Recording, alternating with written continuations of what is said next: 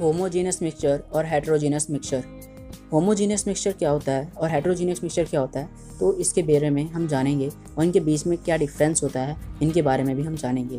तो जो homogeneous mixture है यह ऐसे मिक्सचर होते हैं जिनकी बाउंड्रीज नहीं दिखाई देती। मतलब यह है कि किसी ऐसे दो चीज़ों का मिक्सचर जब हम बनाते हैं या आपस में किसी दो चीज़ों को मिक्स करते हैं, वह पूरी तरह से अगर आपस में मिक्स हो जाए और उसमें जब हम मिलाते हैं तो उनके अंदर कौन कौन सी चीज़ें मिलाई गई हैं या फिर किन किन चीज़ों से वो मिक्सचर तैयार किया गया है, वो कोई भी उस मिक्सचर को देखकर ना बता पाए कि इस मिक्सचर के अंदर क्या क्या चीज़ें मिलाई गई है, तो ऐसे मिक्सचर जो होते हैं वो होमोजीनस मिक्सचर होते हैं।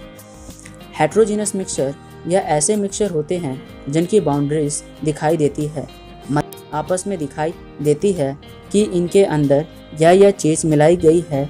तो इस तरह के जो मिक्सचर होते हैं वो हेटेरोजीनस मिक्सचर होते हैं।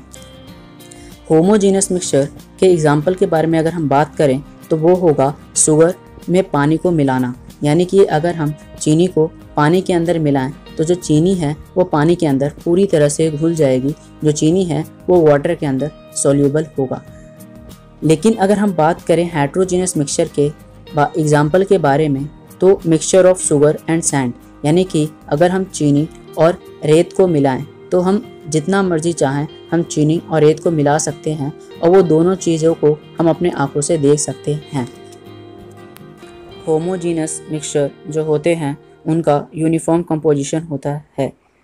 मिक्सचर के मास के हिसाब से, यानी कि हम चीनी को पानी के अंदर एक मात्रा तक ही मिला सकते हैं, या ये कहें कि पानी के अंदर चीनी एक हद तक ही घुलेगी।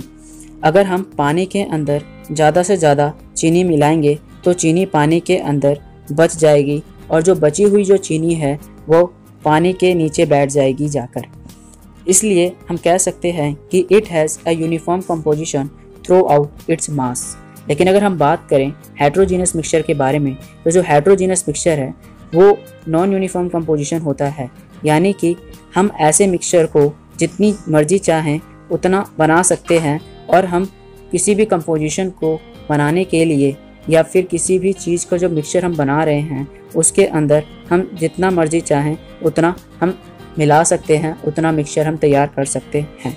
यानी कि हम हेटेरोजीनस मिक्सचर के बारे में यह कह सकते हैं कि जो heterogeneous mixture has a non uniform composition through out its mass.